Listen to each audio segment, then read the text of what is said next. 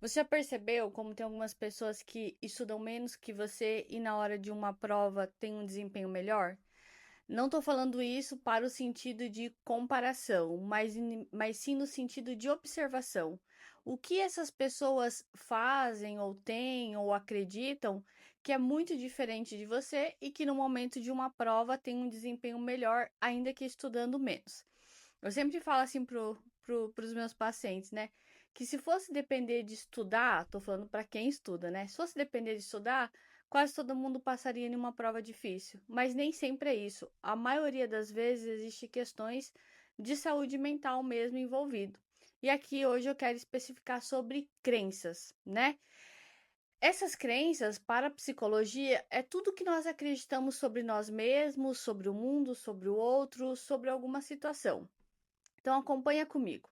Quando você começa a estudar, quando você para estudar e até no momento de uma prova, quando você traz crenças de que você não pode errar, de que se você errar você é um fracasso, de que se você reprovar na prova sua vida vai acabar, você vai ter sido um grande fracasso, o teu cérebro ele entra num alerta muito grande, né? Então ele interpreta a prova como um grande perigo. Em outro vídeo eu também falei um pouco sobre isso, mas hoje quero me aprofundar nesse sentido de crenças.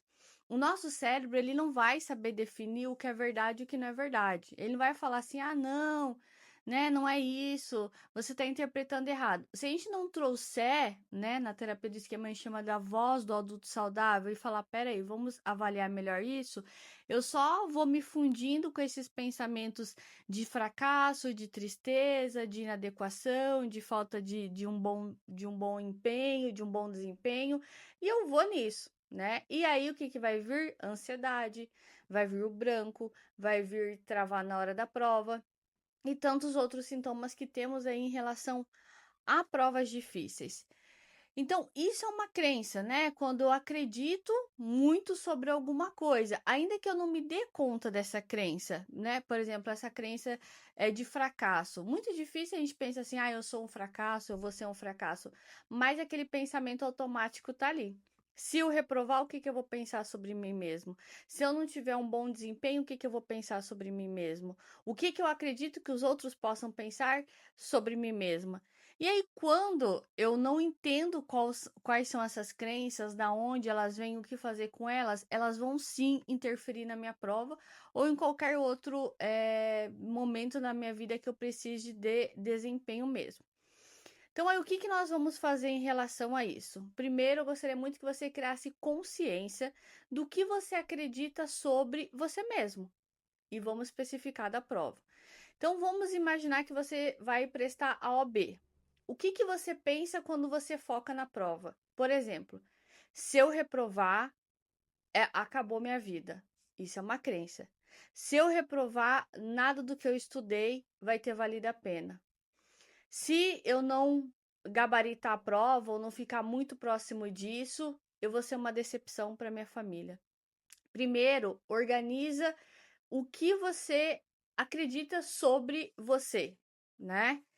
E aí, desculpa, esqueci de falar. Faça isso escrito. Quando a gente escreve, a gente tira do nosso pensamento. Então, escreva o que você acredita sobre você mesmo em relação à prova.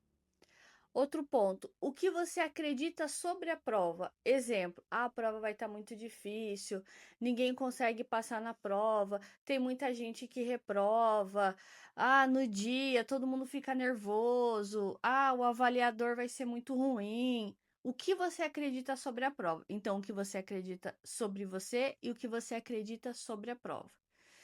Então, escreva quais são essas crenças que você tem sobre você e sobre a prova. E aí, depois que você não tiver mais emotivo, porque quando a gente faz esse tipo de exercício, a gente fica mais emotivo. Quando você não tiver mais emotivo, ou no dia seguinte, você reveja esse material.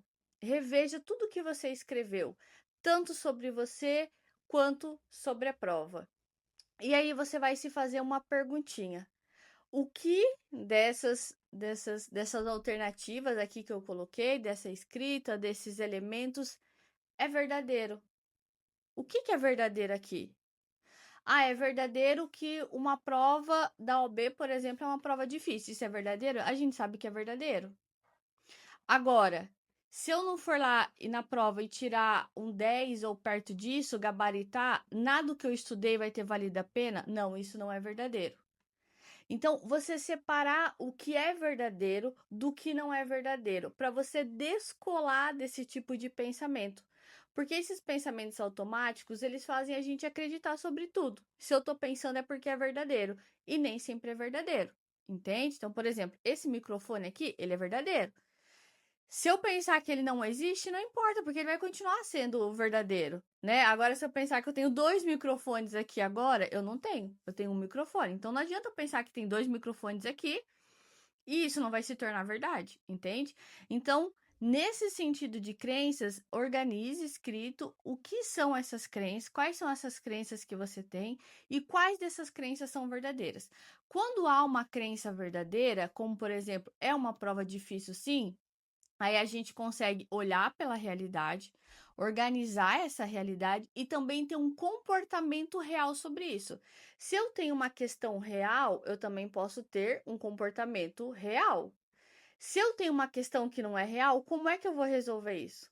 Se não é real, entende? Então a prova é difícil. Ah, então o que que eu vou fazer em relação a isso? Ah, eu vou lá conversar com um colega que já passou, por exemplo. Eu vou estudar, ver mais o que eu tenho mais dificuldade, vou estudar mais sobre isso. Vou ver os editais ali do ano passado. O que é que eu vou fazer para resolver isso que é real? E aí, assim, falando assim, pode parecer bastante simples e, na verdade, eu acho que é, né? Mas quando a gente separa o que é real e o que não é real, já tem meio caminho andado em relação à prova, em relação ao que você acredita sobre você mesmo.